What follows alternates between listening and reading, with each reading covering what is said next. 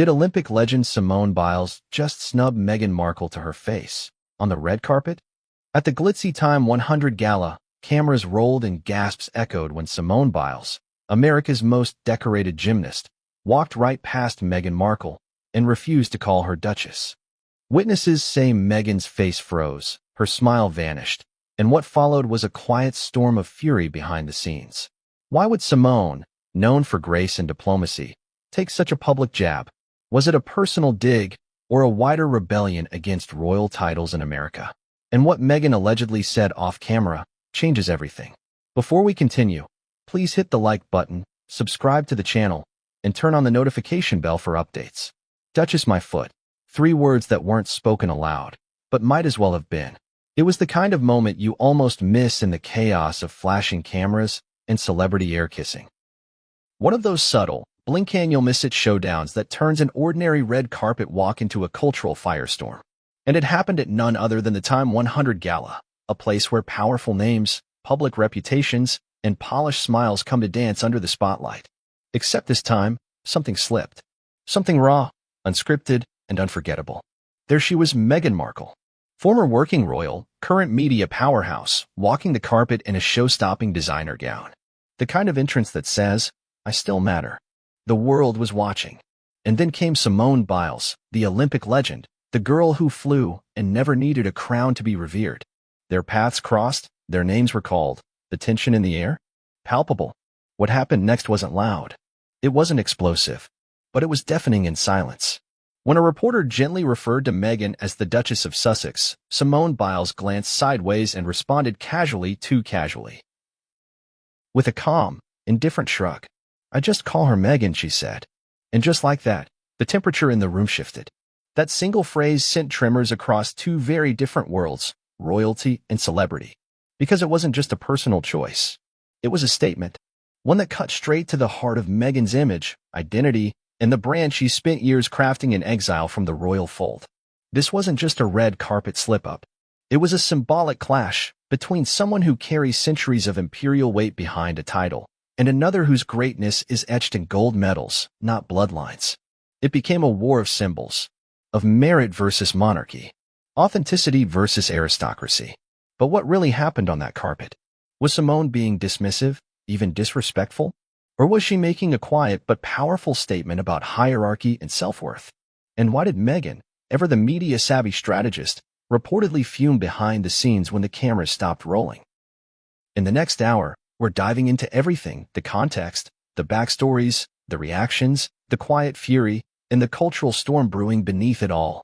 We'll unpack Meghan Markle's complex relationship with her title, why it matters so much to her, and what this moment reveals about the cracks forming between Hollywood royalty and actual royalty.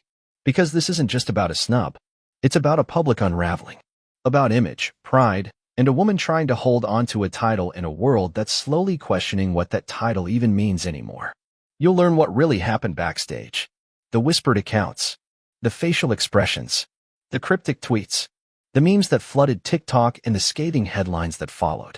But more importantly, you'll discover what's at stake when power shifts from inherited titles to earned reputations, and why that terrifies those who once ruled unchallenged. If you think this was just celebrity gossip, think again. It's a reflection of a changing world. One where young, self-made icons like Simone Biles can casually rewrite the rules, without ever raising their voice. So buckle in. This is the story of a quiet rebellion. A royal image shaken. A red carpet turned battleground. And the simple, searing statement that left Meghan Markle simmering. "I just call her Meghan." This is where it all begins. Before she was a duchess, before she married into the most scrutinized family on earth, Meghan Markle was simply a working actress in Hollywood. She played paralegal Rachel Zane on the hit show Suits, built a modest lifestyle blog, and occasionally graced the red carpet of a C-list awards show. She was admired, yes, but not worshipped. Known, but not adored. That all changed with one introduction, one courtship, and one wedding that rewrote her place in history. In 2018, millions around the world watched as Meghan walked down the aisle at Windsor Castle to marry Prince Harry, the once rebellious, red-haired royal who had somehow found his match in a divorced American actress. It was a ceremony dripping with symbolism. The gospel choir, the American bishop, the mixed-race bride in a traditional British monarchy. It wasn't just a wedding. It was a statement. The House of Windsor was changing. At least, that's what people wanted to believe.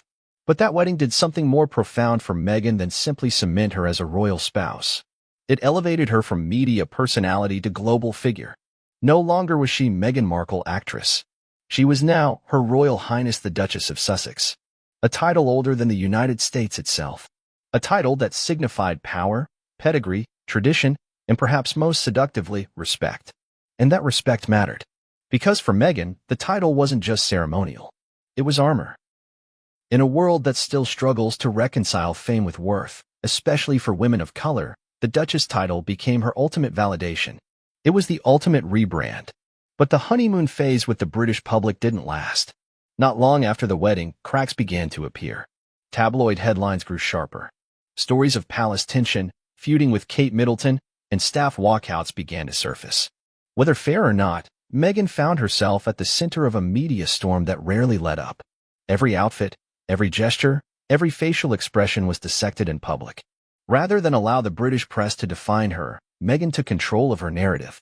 Alongside Prince Harry, she launched lawsuits against tabloids, stepped back from royal duties, and eventually exited the royal family altogether. It was a move that shocked traditionalists and delighted progressives. But it also raised questions. If you voluntarily leave the royal family, do you still get to use the royal titles? Technically, yes, but only to an extent. When the Sussexes finalized their exit, they agreed to stop using the HRH style. But the Duke and Duchess of Sussex remained intact, at least formally.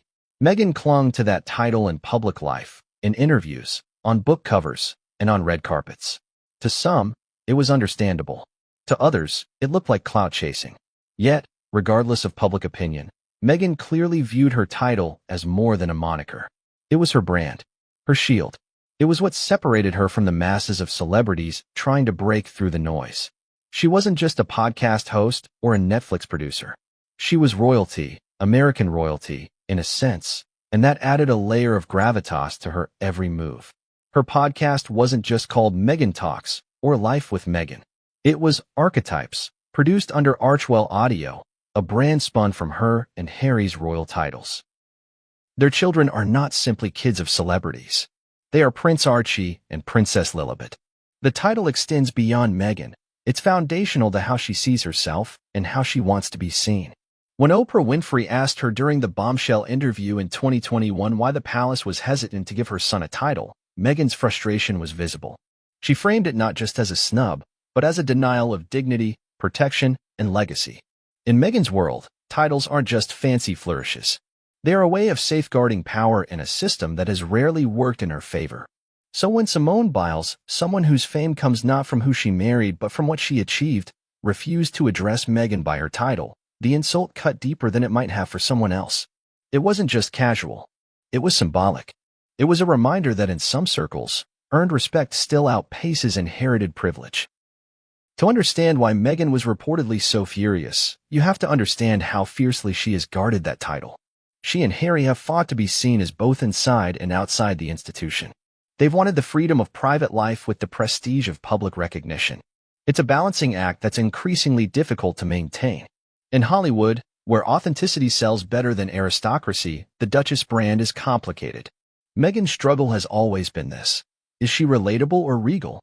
Is she one of us or above us? When she's asked to speak at global summits, she uses the Duchess title to command gravitas. But when she's on a podcast discussing motherhood and anxiety, she leans into relatability. The tension between those two personas is not just confusing for audiences, it's becoming a liability. Simone Biles, knowingly or not, called that bluff. By refusing to engage with the Duchess persona, she exposed the fragility of Meghan's dual identity. And she did it without fanfare, without venom. Just a shrug and a sentence, I just call her Meghan. It's likely Simone didn't intend to throw shade. It's possible she just doesn't traffic in titles. She's an American, after all, and Americans aren't raised to curtsy to dukes and duchesses, especially not ones who left the royal system. But intention doesn't erase impact. In the context of Meghan's hypermanaged brand, it was a brutal blow. This is where the narrative begins to unravel. Meghan's image, so carefully constructed over years, relies on a delicate web of symbolism, hierarchy, and controlled messaging. When someone like Simone Biles steps out of that script, the entire structure shakes. Suddenly, Meghan is not a duchess. She's just Meghan. And in that moment, all the power she's claimed from that title evaporates under the glare of authenticity. This is the paradox she now faces. She left the monarchy to escape its constraints, but she's still holding on to the crown. She preaches empowerment, but clings to a system built on inheritance. She wants respect, but sometimes demands reverence. And in a world where voices like Simone Biles are redefining power through action, not ancestry, Meghan's title begins to feel less like a badge of honor and more like a relic. Simone's dismissal wasn't just about Meghan. It was about a generational shift, a cultural shift, a redefinition of where influence comes from. And for Meghan, that shift is terrifying. Because if the world stops calling her Duchess, what's left? The woman, the story, the scandal, and maybe the truth. Simone Biles didn't rise to global fame by accident, association, or heritage. She earned it. Every medal, every record, every cheer in packed arenas across continents came from her sheer willpower, discipline, and raw, undeniable talent. Simone Biles is a household name not because of who she married or what crown she inherited, but because she redefined what the human body could do. In an age when celebrity is often handed out like party favors, hers was forged in fire, sweat, and sacrifice. That's what makes her casual dismissal of Meghan Markle's title so significant. It wasn't merely a name slip, it was a reality check. Born in Columbus, Ohio in 1997, Simone faced adversity from the very start. Her mother struggled with addiction. Simone and her siblings were placed in foster care. Eventually, she was adopted by her maternal grandparents, who raised her with stability and love. From a young age, Simone displayed a natural affinity for gymnastics. By 6, she was flipping across floors and vaulting into something extraordinary. Her rise through the ranks of U.S. gymnastics was meteoric. By the time she made her Olympic debut in Rio de Janeiro in 2016, she was already considered the most dominant gymnast in the world. She didn't just live up to the hype, she exceeded it. Simone won 4 gold medals and 1 bronze, becoming the face of Team USA and rewriting the rules of the sport. Judges were forced to create new scoring systems just to accommodate her never-before-seen moves. She wasn't playing the game, she was reshaping it. But what truly cemented her legacy wasn't just athletic excellence, it was her courage to walk away when no one expected her to. During the Tokyo 2020 Olympics, Simone made headlines not for another flawless routine, but for withdrawing from multiple events to prioritize her mental health. It was a moment that stunned the world. In a culture obsessed with performance and perfection, she chose herself. That act alone did more to normalize mental health awareness in elite sports than a decade of public service announcements. In short, Simone Biles is not just a gymnast. She's a generational force, a cultural reset. She embodies resilience, authenticity, and earned power. She doesn't need a title to command respect, she is the title. So when Simone Biles, standing on the red carpet of one of the world's most prestigious galas, shrugs off Meghan Markle's royal title with an offhand comment, it lands like a thunderclap. Because when someone of Simone's stature speaks, or in this case, doesn't, people notice. The omission becomes the message. And this message was clear. Not everyone is buying the Duchess narrative anymore. Why does Simone's opinion matter in this context? Because she represents a different kind of royalty. The kind built from scratch. The kind forged through pain, grit, and personal triumph. In America, where merit often carries more weight than legacy, Simone Biles is the epitome of what the public aspires to, someone who made it through perseverance, not privilege. This places her in stark contrast with Meghan Markle, whose fame exploded primarily through her royal affiliation. Though Meghan has certainly worked to create her own voice in the media and philanthropic space, it is indisputable that the title of Duchess catapulted her into the upper echelons of global recognition. Simone didn't need a palace. She didn't need to marry into anything. She built her empire with calloused hands and battered ankles. Culturally, Simone's dismissal is a rejection of pretense. It is a declaration that in the circle she moves in, titles mean nothing if they're not backed by something real. And when Simone says, "I just call her Meghan," she's not being disrespectful. She's being authentic. She's grounding the conversation in reality, in mutual humanity, rather than constructed hierarchy. To many, especially younger generations, this resonates. The concept of royalty feels increasingly outdated, even performative. Why should someone command reverence based solely on inherited titles, especially after stepping away from the institution that granted them. Simone's comment taps into this generational skepticism. It echoes a broader societal shift.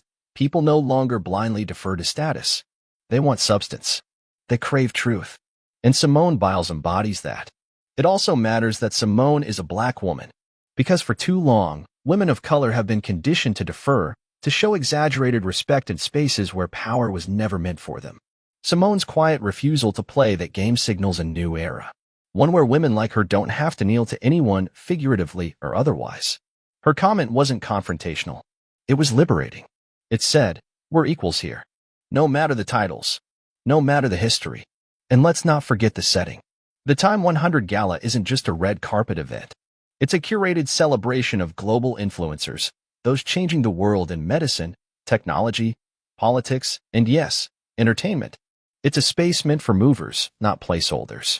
The room was filled with Nobel laureates, CEOs, and activists. In such a crowd, the weight of a Duchess title carries different value. You're either shaping the future or you're clinging to the past. That's why Meghan's reaction, reportedly icy, reserved, and later furious, was telling. She felt undermined, stripped, in a sense. Because for someone who's invested so much in the gravitas of her title, the indifference of someone like Simone Biles wasn't just annoying, it was destabilizing. It reminded her that outside of royal circles, titles don't command the same awe, especially when they're no longer backed by an active role in the institution they represent. Simone didn't say anything cruel. She didn't criticize Meghan. She didn't roll her eyes or mock. She simply chose not to participate in the theater of royalty. And sometimes, the most powerful rebellion is the silent one. What Simone represents, especially in a moment like this, is a broader recalibration of respect. In a world flooded with influencers, dynasties, and fast fame, Simone reminds us that the only title that really matters is the one you earn. The one nobody can take away. Olympic champion, survivor, advocate, voice. And maybe, just maybe, her refusal to bow to constructed status isn't personal. Maybe it's philosophical. Maybe it's the quiet thunder of a woman who knows exactly who she is and doesn't need to play pretend for the cameras. Meghan Markle may have left the palace behind, but moments like this remind her, and us, that not everyone will bring the crown with them.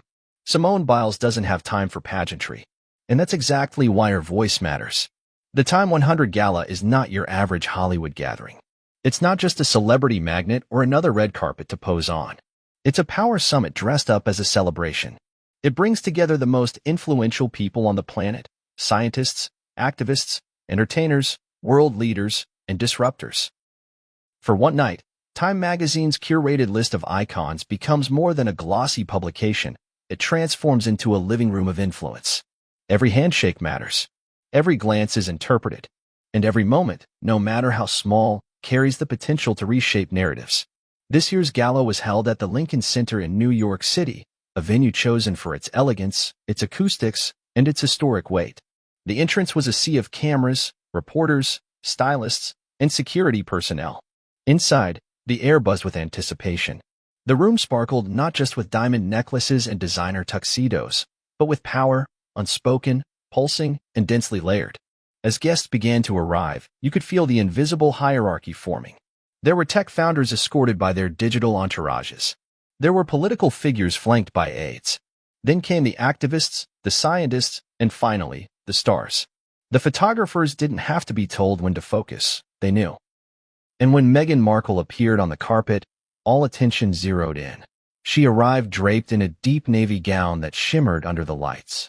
Her hair was sculpted into a low chignon, classic and deliberate. Her makeup was flawless, as always, but there was something else in her face, a practiced serenity that didn't quite reach her eyes. She posed like someone who knew exactly how to command a moment. And in that split second, the cameras loved her. They always do. She knows how to hold a pose that says, "This is what grace looks like." But beneath that grace, there was pressure. This was her return to the kind of stage where her title still carried weight. She wasn't just attending as Meghan, the former actress or podcaster. She was there as the Duchess of Sussex, a royal adjacent, navigating the post-palace world. And she was going to remind everyone of it. Then Simone Biles entered. Her walk was relaxed, confident, effortless in a way that didn't need to announce itself. She wore a structured white dress that looked both minimalist and powerful. No train, no dramatic veil, just clean lines, athletic poise, and a face that knew how to stay calm even when the lights were hottest. As she stepped onto the carpet, reporters turned. Her name was called from every direction. She smiled, waved, gave short responses. And when asked about the event, she focused on impact, on legacy, on inspiring young athletes. Nothing scripted, nothing rehearsed, just honesty with a measured tone. It wasn't long before Meghan and Simone stood within feet of each other. The crowd around them hushed just slightly. Those in the know could feel something was about to happen. The two women were not paired for a photo op, but the press was trying to manifest one. That's when the now infamous interaction took place. A journalist, with a bright grin and a voice that was more nervous than he probably wanted to admit, tried to engage them both. Meghan, Duchess of Sussex, Simone, what an honor to see two such powerful women together, he said. Then, pivoting quickly, Simone, what do you call Her Royal Highness when you meet her at events like this? Simone's response was immediate and lighthearted. She didn't pause to consider palace protocol or the weight of centuries of royal history. She just smiled and said, I just call her Meghan. And the crowd around her laughed politely. It seemed innocent enough, but the camera caught something else. Meghan's jaw didn't clench, but her smile faltered for the briefest moment. Her eyes flickered, ever so slightly, toward the reporter, then to Simone. The laughter faded. She nodded, still poised, still elegant, but something had shifted. Not enough for the average viewer to notice, but enough for those who were watching closely. And in that room, everyone was watching closely. The gala moved on. Other arrivals. More interviews. More poses. But the buzz had already begun. Inside the event hall, whispers started making the rounds. Some found Simone's comment refreshingly honest. Others called it a snub. A few were quick to say she didn't mean anything by it, just a harmless moment between two powerful women. But those familiar with the politics of status knew better. Because in a place like the Time 100 Gala, where names are currency and titles are leveraged, words matter. Labels matter. And refusing to use someone's chosen title, even casually, is never just a slip of the tongue. It's a decision, a message, an erasure. Backstage, event organizers were already anticipating press questions. Meghan's team, tightly coordinated and always media-aware, were fielding calls. Some insiders claimed she was overheard expressing frustration. Not outrage, not a meltdown, just cold, simmering displeasure. She knows exactly what she did, one aide allegedly quoted her as saying. The implication being that Simone, for all her grace, made a deliberate choice to lower Meghan's perceived status, whether intentional or not. This was the atmosphere backstage, taut with unspoken tensions. Other celebrities kept their distance. A few offered supportive glances. Others played neutral. The irony was not lost on anyone. Two of the most celebrated women in modern public life were being pulled into a cultural flashpoint because of 5 simple words. Later in the evening, the formal dinner began. The speeches were powerful. Climate leaders, human rights defenders, survivors, innovators. When Meghan took the stage for her brief address, one crafted to highlight her charitable work with youth literacy, her tone was gracious but clipped. She spoke well, but her smile never softened. There was a shield in her eyes. Her usual warmth had dimmed, even as the room applauded politely. Simone didn't speak that night. She didn't need to. Her presence alone had already said more than words could. As the night wound down, the gala turned from stage to ballroom.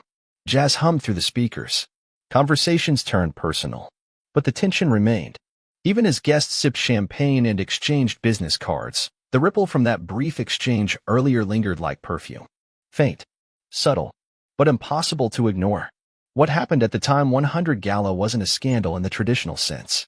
There was no shouting, no tabloid meltdown, no viral video of a confrontation. It was quiet, controlled, and that's what made it powerful. In the world of public image, silence can scream. And a red carpet can become a battlefield.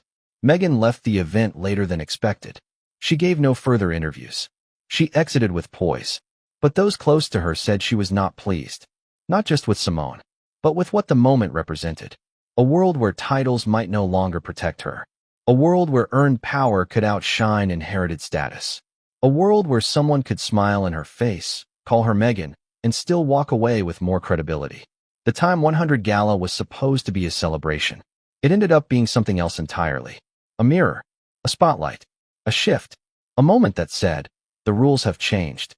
It happened in less than 10 seconds, but it's all anyone could talk about for days afterward.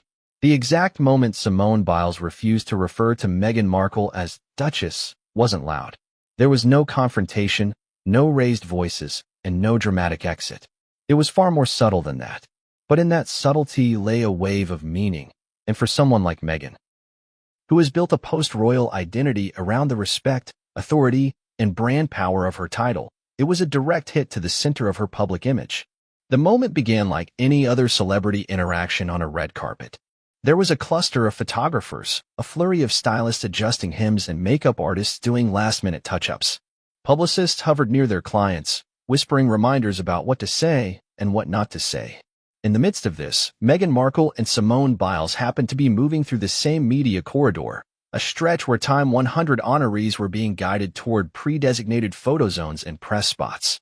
A reporter, positioned strategically near the velvet rope, spotted the two women within proximity and saw an opportunity. It was the kind of moment that red carpet producers live for: two high-profile women, both powerful in their own lanes, side by side in front of the cameras.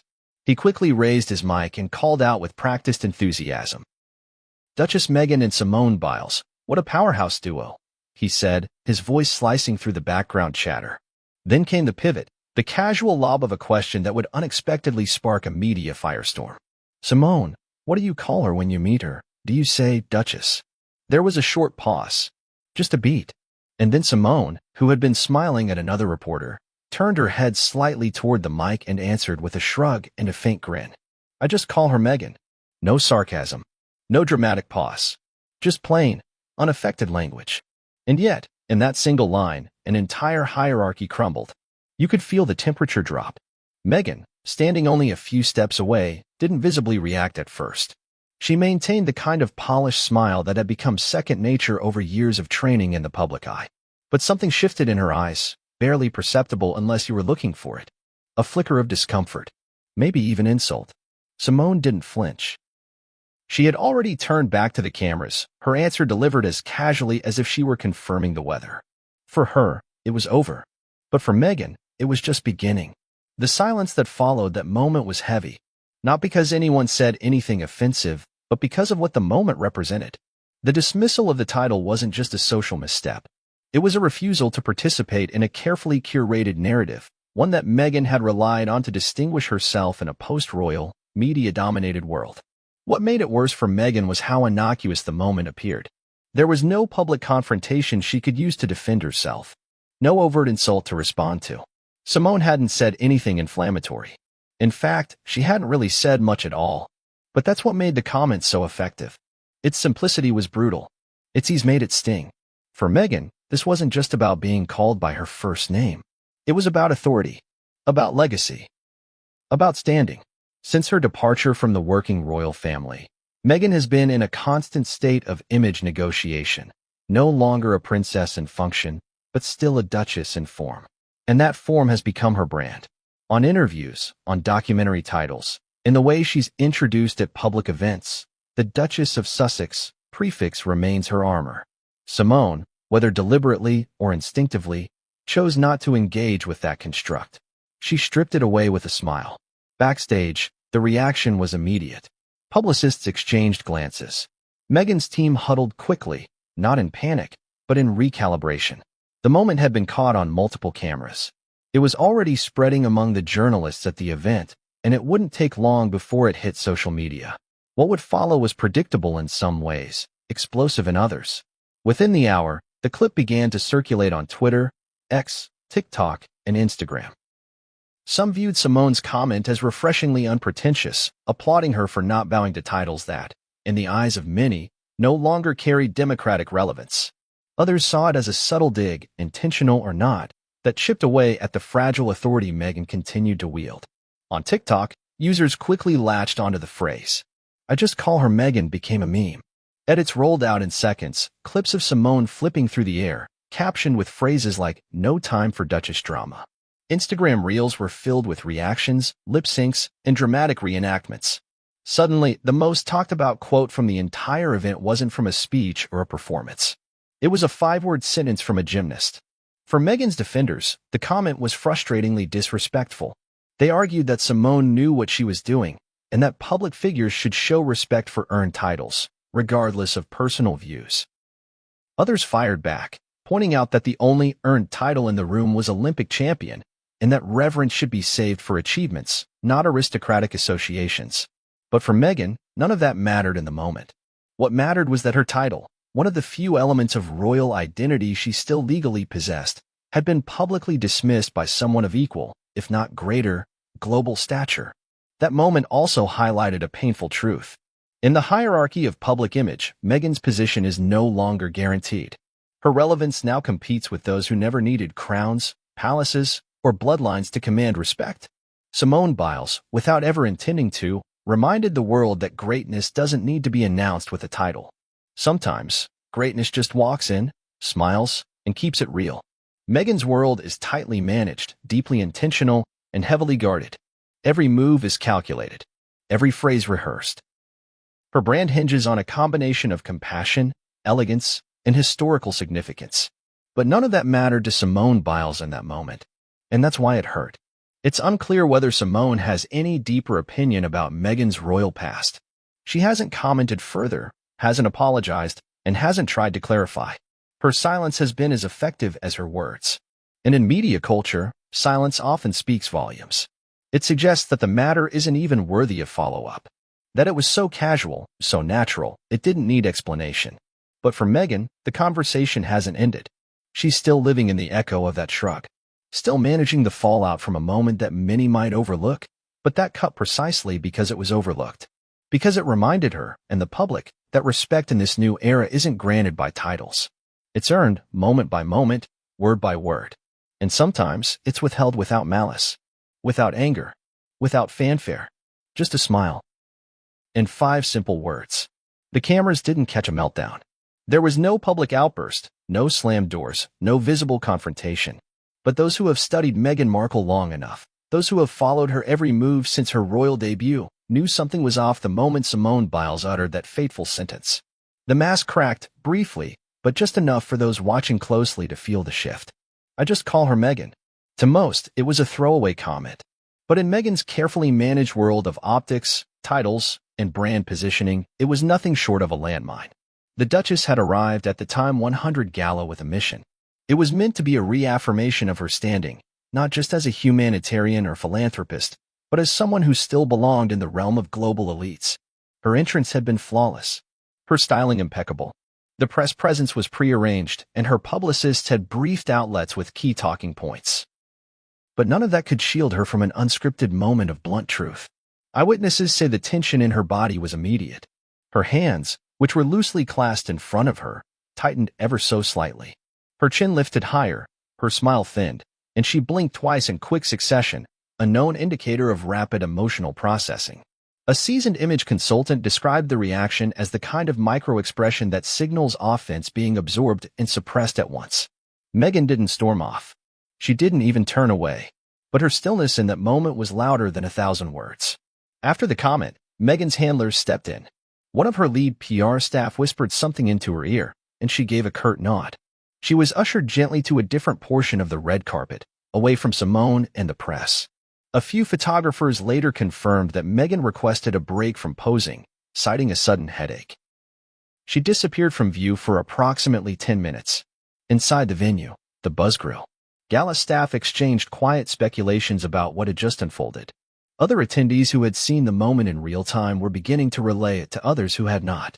And backstage, Meghan's inner circle was mobilizing. Phones were in hands. Messages were being sent. Reputation managers don't wait for damage. They act the moment a ripple threatens to become a wave. Sources close to the event reported that Meghan's mood shifted dramatically after the Simone comment. Her demeanor, normally warm and engaged, became cold and mechanical. She still smiled for the cameras, still posed with grace, but the warmth that usually defined her public persona was gone. One table companion, who asked to remain anonymous, described her as visibly distracted, noting that Meghan spent much of the dinner portion texting under the table and whispering with an aide. What was she texting? That remains a mystery, but speculation ran wild. Was she alerting Harry? Was she sending out instructions to her PR team? Was she simply venting to a close friend? Whatever it was, she seemed emotionally checked out of the evening. And when her name was mentioned during one of the on-stage shout-outs, attendees noted that she barely raised her eyes in acknowledgement. By the time the gala was drawing to a close, Meghan had returned to the red carpet area, but her facial expression had hardened. There was no anger in the traditional sense, no furrowed brows or sharp glances. Instead, there was restraint, a tightening of composure, a kind of silence that suggested rage beneath the surface. Meghan is no stranger to public criticism, but what made this different was the source. This wasn't a British tabloid headline or a royal correspondent with a vendetta. This was Simone Biles, a respected icon, a fellow woman of color, someone whose cultural capital is arguably higher than Meghan's. And that made the comment sting more deeply. It felt like rejection from within, not from without. Back at her hotel suite that evening, Meghan reportedly held a private debrief with her core team. Insiders say it was an intense, emotionally charged conversation. The main concern? The perception fallout. Not only did Simone Biles' comment threaten Meghan's authority, but the social media reaction had already started to spiral.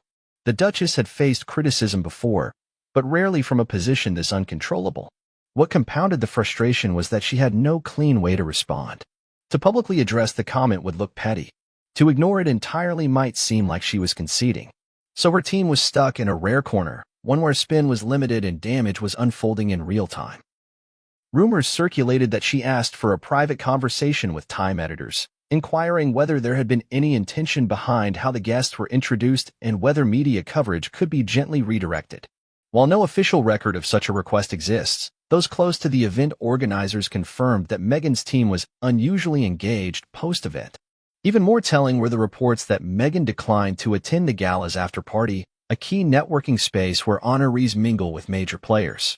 A few close friends claimed she was exhausted, while others suggested she had been emotionally rattled. Either way, her absence did not go unnoticed. And for someone so deeply invested in curating every aspect of her image, that withdrawal spoke volumes. Later that week, tabloids from London to Los Angeles ran with headlines like Duchess disrespected and Simone's title snub shakes Meghan. Some outlets took a harsher tone, calling it a humiliation. Others were more sympathetic, pointing out that Meghan was held to impossible standards. But one thing was clear across the board. The moment had gone viral, and Meghan had not yet regained control of the narrative. One particularly damning analysis came from a celebrity branding expert who posted on LinkedIn, stating, in brand hierarchy, authenticity always beats ceremony. When a woman like Simone Biles casually refuses to participate in a narrative, it forces the public to reconsider the narrative itself. That's the danger Meghan now faces. Her story depends on people still believing in titles. Within Meghan's team, the fallout sparked deep concern. The Duchess's carefully planned reemergence into the spotlight, meant to signal confidence and continued relevance, had instead opened her up to fresh skepticism. And the worst part? It all came from a single sentence. A few days after the gala, Meghan appeared in a previously recorded video for a youth leadership initiative. Her tone was composed, her look polished. But those who had seen the Time 100 incident couldn't unsee it. Her words about honoring every voice and standing in truth felt strangely hollow in light of the recent events. The Simone moment cast a long shadow, and Meghan knew it. She has always prided herself on controlling the story, on staying one step ahead of the media machinery that so often tries to consume her. But this time, the script wasn't hers. It was unwritten, unscripted, and delivered with casual ease by someone who had no agenda, no malice, and no need for approval. And that, perhaps, is what stung most. If a moment isn't captured on social media, did it even happen? In today's digital age, nothing truly goes unnoticed, especially not when it involves two women as influential as Meghan Markle and Simone Biles. The instant Simone said, "I just call her Meghan," the red carpet moment became more than a subtle exchange between public figures. It became digital fuel, a spark that ignited millions of reactions, memes, think pieces, and online wars across multiple platforms. And in a matter of hours, the internet exploded. The clip was first uploaded by an entertainment reporter's assistant who had been filming behind-the-scenes footage for a media reel. The video, shaky, poorly lit, but unmistakable in its content, captured the crucial interaction. The audio was clear enough. The reporter's question about the title, Simone's casual reply, and the near imperceptible flicker in Meghan's expression. Within 20 minutes of posting, the video had already been shared over 10,000 times on X, formerly known as Twitter. The hashtags emerged quickly. Hashtag I don't do Duchess. Hashtag she said Meghan. Hashtag Simone bothered. And the more biting hashtag Duchess who. TikTok followed closely behind, with reaction videos pouring in by the minute. Some users recreated the scene using voiceovers, while others filmed themselves reacting in real time. Jaw drops, slow claps, and exaggerated shrugs. It became theater. Viral theater. One user, a pop culture commentator with over 2 million followers, posted a side-by-side comparison. On the left, Meghan's smiling entrance to the gala. On the right, Simone's shrug and quote. The caption read, "The moment Meghan Markle realized titles don't always travel." That video alone was viewed 8.5 million times in 24 hours. Instagram Reels and Stories became echo chambers for commentary. Influencers weighed in. Micro-celebrities from reality TV chimed in. Even fashion bloggers, who typically stayed away from cultural or political debates, couldn't resist. They discussed Meghan's dress, her posture, and how her energy shifted post-interaction. One stylist wrote, "When you dress like royalty but get treated like reality TV, it's a tough night." Threads in Reddit were perhaps even more ruthless. On forums dedicated to both celebrity gossip and royal affairs, the debate raged. Was Simone intentionally shading Meghan? Did she simply not care? Was it a deliberate stand against the concept of monarchy, or just casual American informality?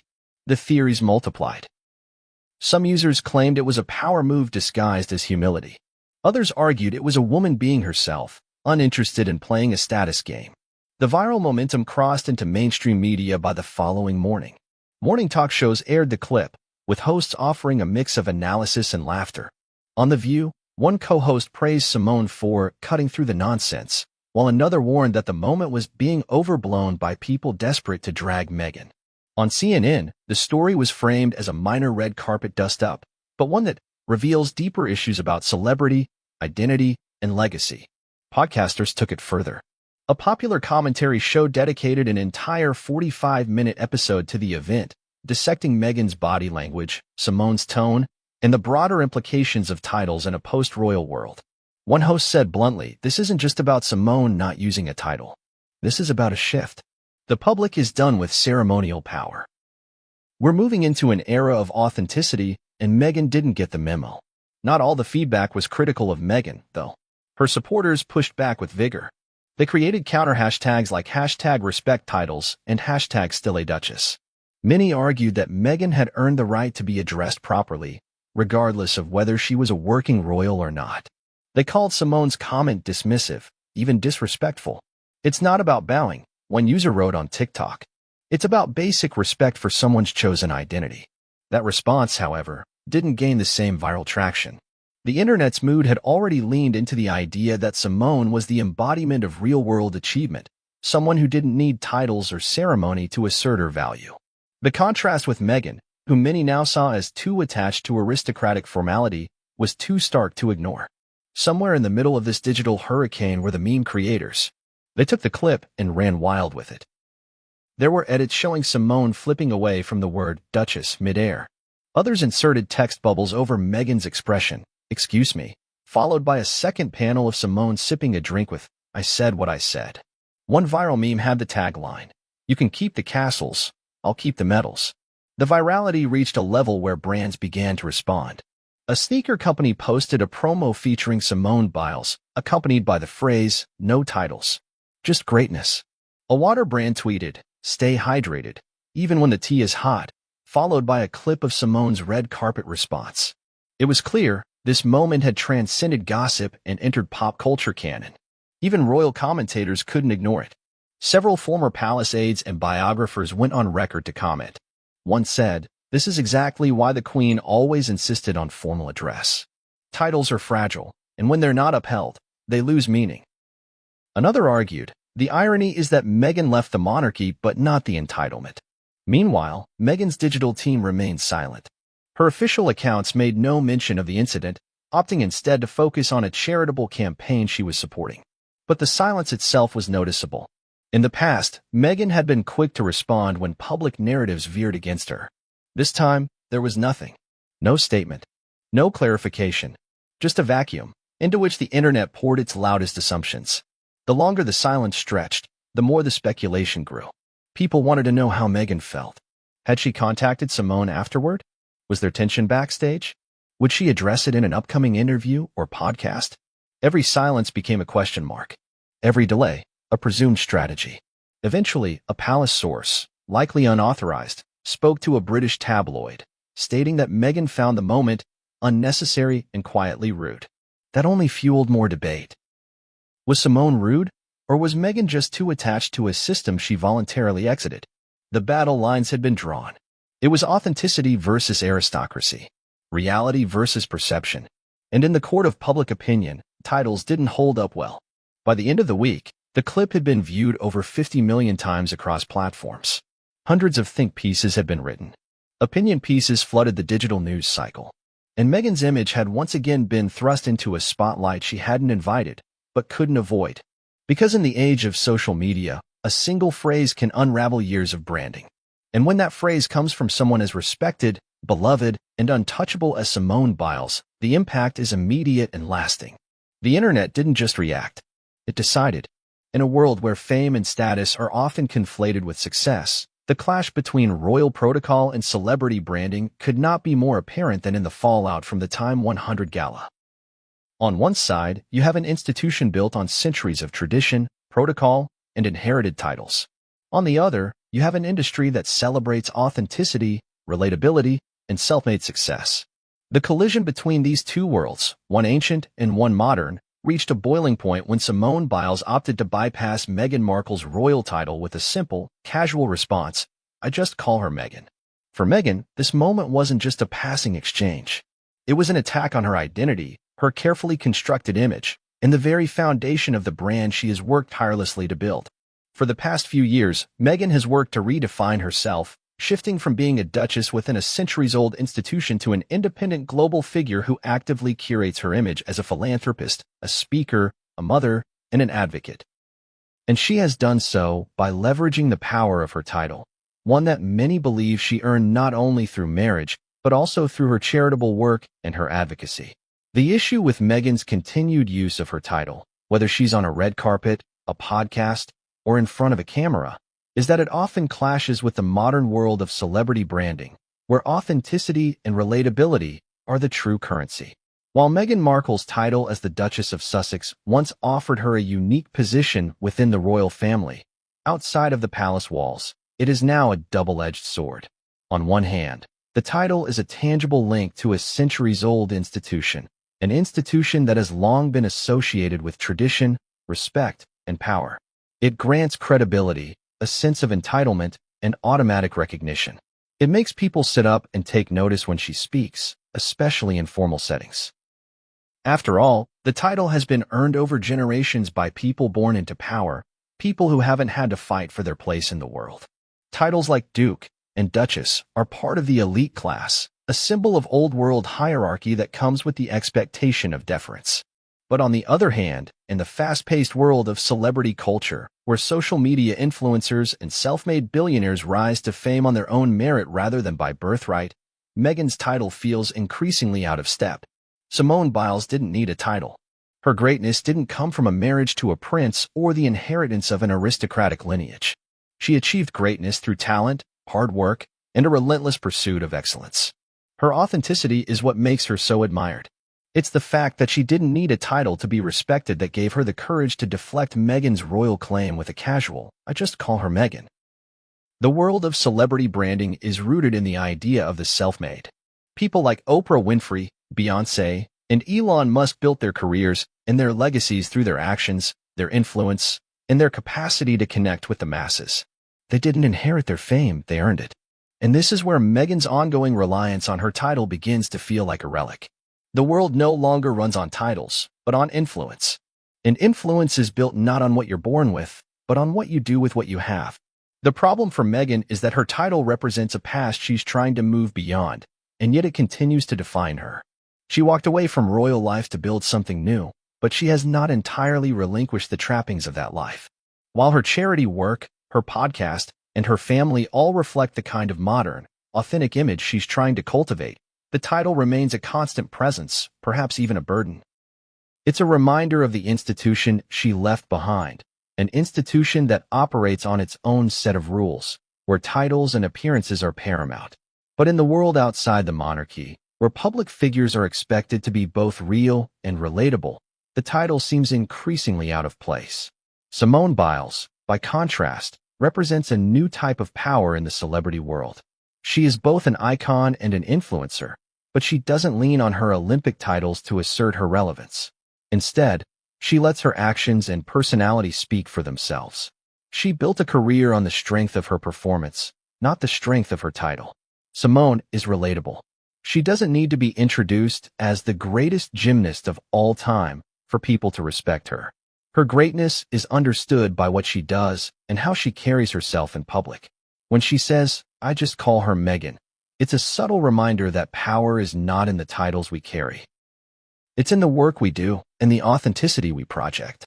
And it's this very authenticity that makes the clash between royal protocol and celebrity branding so striking. When Meghan attended the Time 100 gala, she wasn't just walking the red carpet. She was walking the tightrope between maintaining her connection to the royal family and building a new, independent identity. The use of her title was not just an acknowledgement of her past. It was a signal to the world that she still belonged to something bigger than herself. It was her way of saying, "I am still a part of the royal narrative." But for some, including Simone, that narrative felt out of sync with the current moment. Simone's refusal to call Meghan Duchess was a quiet but powerful statement that recognized a shift in the public's perception of power. Titles, once a sign of distinction, no longer have the weight they once did. In today's world, what matters most is what you do, not what you inherit. People are no longer content about a tradition and royalty. They want to see real, tangible influence. And that is exactly what Simone Biles represents, a new kind of power that is earned, not inherited. For Meghan, the aftermath of the Time 100 gala was a stark reminder of just how far removed the world of celebrity branding is from the world of royal protocol. While the Duchess clung to the recognition that came with her title, Simone Biles, with nothing but her accomplishments and authenticity, stood as a silent force that couldn't be undermined by ceremony. Meghan's journey to redefine herself in a post-royal world now seemed more complicated than ever.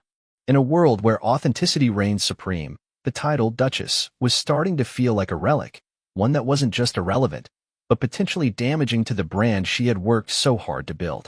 Simone's act of casual defiance wasn't just a refusal to engage with the title. It was an assertion of a new order. It was a statement that in the realm of modern celebrity, titles don't matter. Influence, integrity, and authenticity do. And for Meghan, that realization must have stung. In that moment, she was reminded that the world had changed. The rules had shifted, and she was no longer the only one in the room who carried weight. In the wake of the Time 100 gala incident, the question surrounding Meghan Markle's response to Simone Biles' remark took on new layers. Was Meghan truly upset by the subtle snub, or was this just another moment in her ongoing rebranding effort? After all, Meghan has spent the last few years carefully crafting an image of someone who is both royal and rogue, a former duchess stepping into the world of social activism, media production, and global influence. But in the aftermath of Simone's casual comment, it seemed that Meghan's two identities, her royal past and her celebrity present, had collided with disastrous results. The question was now unavoidable. Was this an identity crisis, or just another strategic branding play?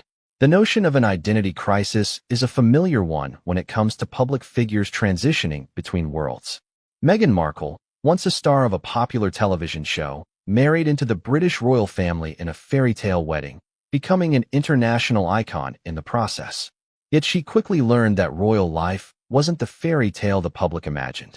The pressure, scrutiny, and expectations were insufferable, leading her and Prince Harry to ultimately step back from their royal duties and pursue a new life outside the constraints of the monarchy.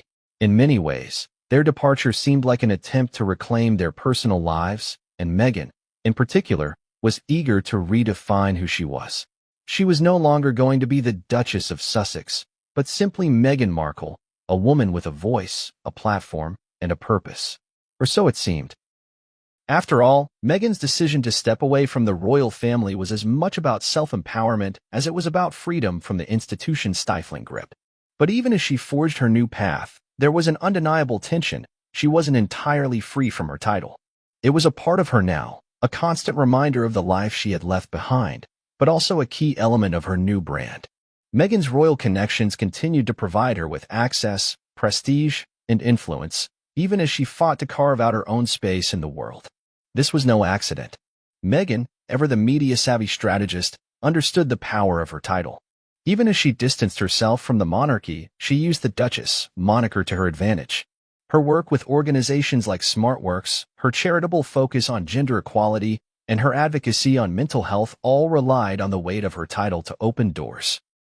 When she spoke about issues like women's rights or mental health, people listened because she was the Duchess of Sussex.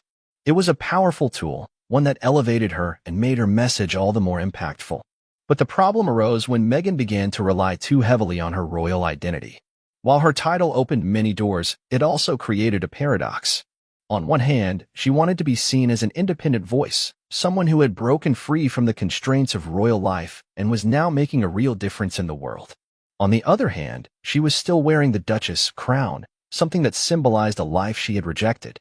It was a complex balancing act, one that often left Meghan caught between her desire to be seen as a modern, relatable woman and the weight of her royal past. It's no surprise, then, that when Simone Biles casually dismissed the Duchess title, it was a blow to Meghan's carefully constructed narrative. That simple statement called into question everything Meghan had been working toward. By refusing to acknowledge the title, Simone, whether intentionally or not, reminded the world of a fundamental truth. Titles no longer carry the same weight they once did. People like Simone, who built their legacies from the ground up, didn't need royal titles to command respect. They commanded it through their actions, their work, and their authenticity. For someone like Meghan, whose title had long been a key element of her public identity, the comment felt like a subtle but undeniable rejection of the very thing that had helped propel her into the global spotlight. So, was Meghan having an identity crisis? Or was this just another calculated branding move? After all, Meghan had always been strategic in her media appearances, her choice of causes, and even the way she navigated public opinion. She was no stranger to the media game. Her interviews with Oprah and other outlets were carefully choreographed, designed to control the narrative and present her in the best possible light. But the fallout from the Time 100 Gala suggested that Meghan might be facing a reckoning, one that had been brewing for a while. The truth is, Meghan's identity crisis was not just about titles or public perception. It was about how to redefine herself in a world that had always seen her through the lens of royalty. She could no longer hide behind the title of Duchess and pretend that it didn't shape how people viewed her. The incident with Simone Biles forced her to confront a painful reality. Her royal past, while still a powerful asset, was no longer enough to sustain her public image. The world was changing, and people were no longer willing to simply accept someone based on their title. They wanted substance. They wanted authenticity. And that's where Meghan found herself in a bind. In the aftermath of the gala, Meghan's team worked quickly to shift the narrative. It was likely no coincidence that just days later, Meghan launched a new initiative focused on women's empowerment and education. The timing was deliberate, an attempt to show that she was still actively pursuing her vision of a world where women could thrive, no matter their title. But even as she continued to push forward with these initiatives, the question remained, was Meghan truly free from the title she had tried to leave behind, or was she still using it to shape her identity and build her brand? Some experts argue that Meghan's entire post-royal life has been one long branding exercise, a strategy to capitalize on the Duchess label while simultaneously distancing herself from the monarchy. She has, after all, become one of the most talked-about figures in the world. Her ventures, from the Archewell Foundation to her partnership with Netflix, have generated millions in revenue and media coverage. But there's a cost to this kind of fame, and it's one that Meghan may soon find herself paying. As the public grows more skeptical of titles and royalty, Meghan's reliance on the Duchess brand may become a liability rather than an asset. Meghan's identity crisis is not about her title alone. It's about how she navigates the space between her royal past and her future. It's about finding a way to be seen as an authentic, self-made figure in a world that values self-determination over inherited privilege. And while she may have been able to ride the wave of her royal title for a time, the question now is whether she can truly move beyond it. Will she continue to cling to her royal identity, or will she carve out a new path entirely? The truth, perhaps, is that Meghan's identity crisis is more than just a personal struggle. It's a reflection of a much larger shift in how the world views power, influence, and authenticity. Simone Biles, with her casual dismissal of the Duchess title, didn't just question Meghan's identity, she questioned the entire system of inherited privilege that